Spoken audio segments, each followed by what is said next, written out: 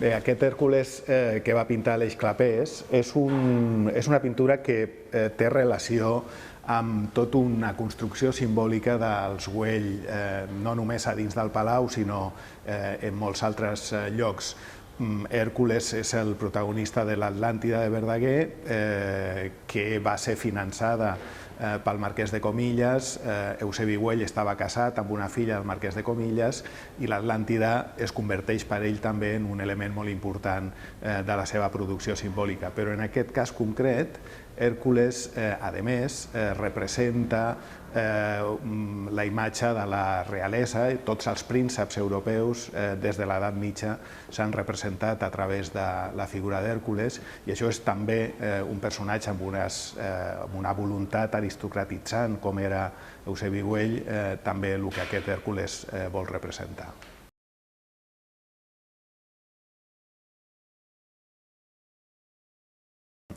Aquí veiem a Hèrcules portant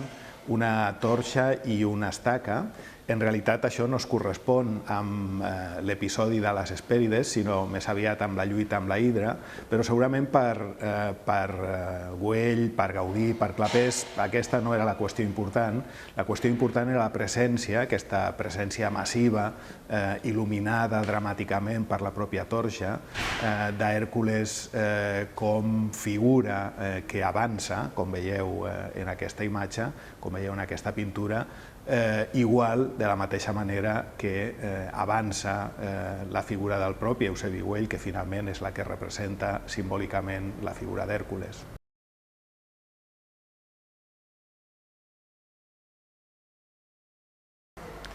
Des del museu, una de les coses que estem intentant fer és dipositar obres que són del museu als seus llocs originals. En aquest cas, la situació estava molt clara. Aquesta és una obra de grans dimensions, és una obra que té un sentit molt específic en un lloc molt determinat com és aquest palau, en aquesta cantonada mateixa del palau en la que ara ens trobem, i més que és una obra pensada per aquesta atmosfera i per aquesta arquitectura, per aquest recorregut, per aquest sistema simbòlic que es forma en el palau, i per tant, més que està penjada en les parets del museu, agafa, pren o recupera tot el seu sentit tornant aquí al Palau Güell.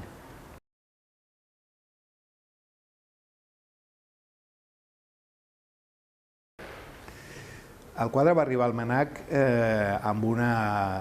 donació de la família Güell, que coincideix més o menys amb una donació també de pintures d'Aleix Clapés dels Milà. De fet, els Milà eren els col·leccionistes, o els grans col·leccionistes, diríem, si és que es pot dir així, però en fi, els grans col·leccionistes de la pintura d'Aleix Clapés. Els Güell tenien pintures de Clapés, però sobretot ell havia sigut el pintor que havia decorat el palau, i realment tant els Comillas com els Milà són, els Güell com els Milà, són pràcticament els únics grans burgesos de Barcelona directament relacionats com a clients amb Aleix Clapés, que era un pintor, com es pot veure en aquesta obra i en altres, una mica excèntric, podríem dir-ho així. Però era el pintor preferit de Gaudí, de fet col·labora amb ell en bastantes obres, era el pintor preferit dels Milà, era el pintor preferit dels Güell probablement, com es veu en aquest palau, i a través dels hereus d'aquestes famílies és com arriben aquestes obres al MNAC.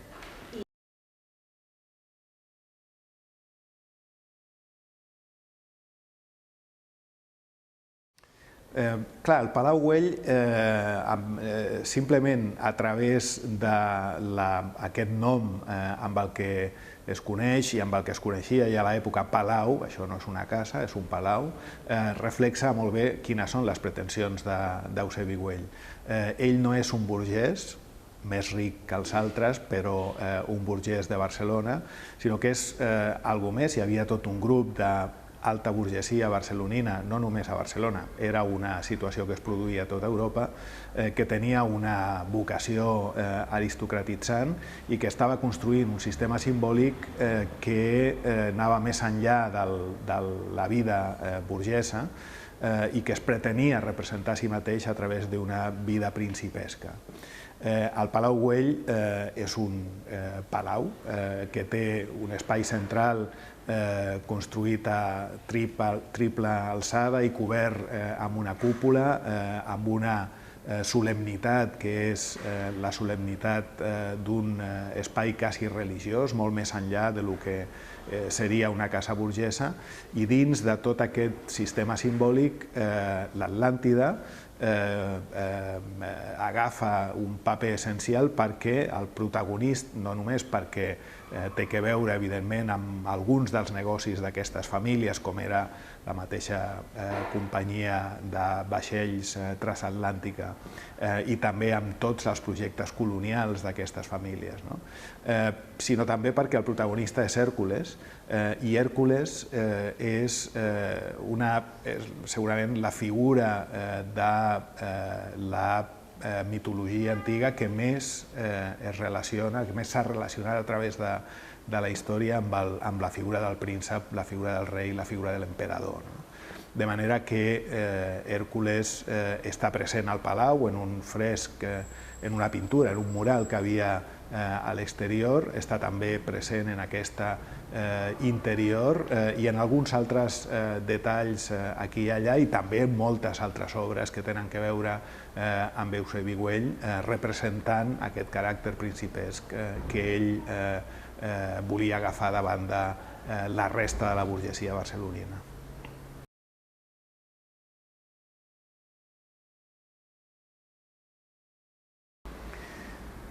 La relació de Clapés amb Güell és bastant interessant perquè apareix com el pintor escollit, potser per aquesta relació que tenia amb Gaudí, però evidentment acceptat pels Güell per decorar el palau. Segurament aquesta construcció simbòlica que l'arquitectura del palau vol complir, que té molt que veure amb una espècie de simbolisme fi de segle, uns interiors en els que la llum està difuminat, uns interiors molt atmosfèrics, aquesta cúpula que representa un cel de ceràmiques i llums, aquests materials rics constantment canviants, tot aquest sistema que té aquesta arquitectura de filtres de la llum, aquesta manera en què s'aboca a l'interior, una pintura com la d'Aleix Clapés, que és una pintura que es dissol en les foscors, que no està definida, en la que no hi ha dibuix, sinó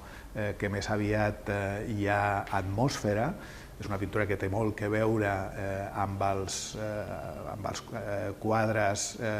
atmosfèrics també de Carrier, que segurament era el model del propi Clapés, és la més adequada probablement per als interiors del palau. Igual que quan un mira o intenta mirar a través de les galeries del palau i el que troba abans d'arribar a l'exterior és tota una sèrie de filtres, de columnes o de filtres de persianes que fan que la llum es transformi en una cosa quasi material, atmosfèrica. Quan un mira a través de les pintures de Clapés que decoren l'interior del palau passa el mateix. El que veu és un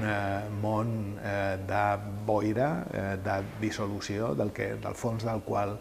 surten les formes. De manera que segurament des del punt de vista del gust, de la necessitat simbòlica també d'Eusebi Güell, un pintor com Clapés era un pintor perfectament adequat. La prova està en els murals d'aquest palau, justament.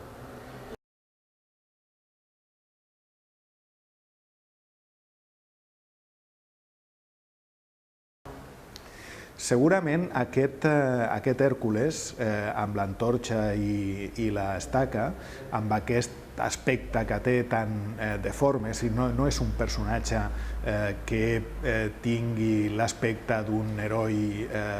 grec antic, sinó tot el contrari, més aviat sembla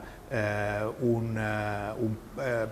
individu rústic que està caminant per un espai molt indefinit, que s'il·lumina només amb la seva pròpia llum, però que té un torse desproporcionat, una cama que es fa gran, uns peus i unes mans massa grans, és a dir, tota una construcció en certa manera grotesca, està perfectament i directament relacionat amb un cicle sobre els treballs d'Hèrcules que Zurbarán va pintar pel Salón de Reinos del Palau del Buen Retiro a Madrid, per encàrrec del rei, segurament a través de Velázquez, i allí Zurbarán justament es va inventar, diguem-ho així, un Hèrcules que no té res d'apol·lini, sinó tot el contrari. És un Hèrcules rústic, es va conèixer en aquell moment com Hèrcules Hispànicus, i és probable que,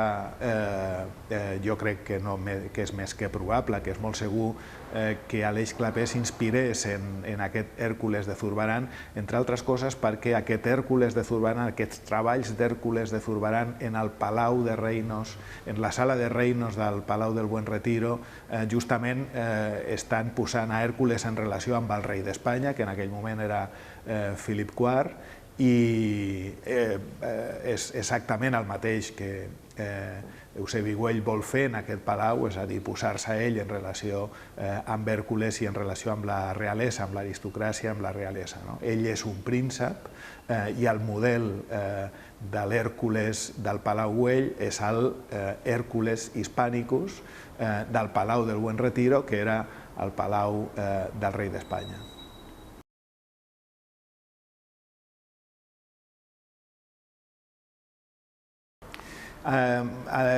Justament Aleix Clapés és un pintor que moltes vegades pinta formats grans, és un pintor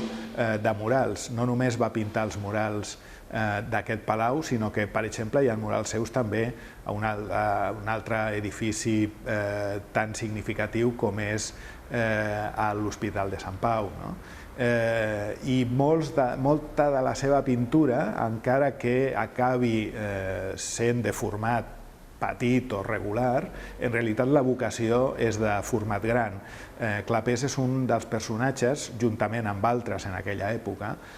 que pensen que la pintura està destinada, la pintura més elevada, està destinada a conviure amb l'arquitectura, a formar síntesi amb l'arquitectura. El que li interessa no és... En això coincideix, diguem-ne, amb aquesta ideologia principesca del propi Güell, i també de Gaudí. El que li interessa no és una pintura de cavallet, que seria la pintura típicament burgesa, que està enmarcada, que té un tamany petit i que es penja en el saló o en el menjador de la casa del burgès, sinó que li interessa una pintura d'una gran dimensió que ocupa les parets de l'edifici, del palau en aquest cas, i que forma part consistent del propi palau, de la pròpia arquitectura, més enllà, per tant, d'aquesta lleugeresa que la pintura de cavallet té. De manera que des d'aquest punt de vista no és estrany la vocació de grans formats d'Aleix Clapés. El que passa és que no sempre, de fet, relativament poques vegades, va poder aconseguir pintar-los.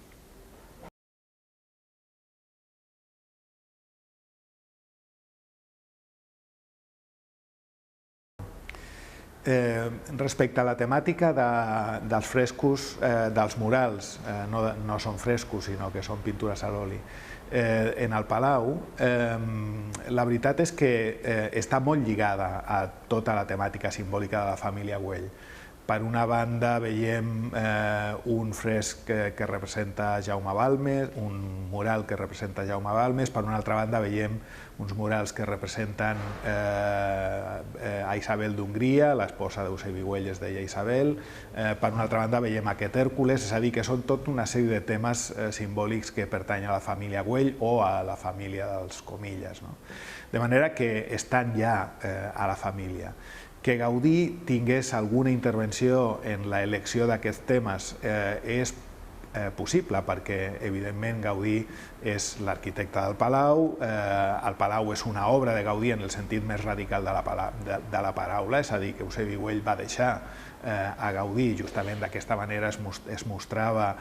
la liberalitat del seu mecenatge,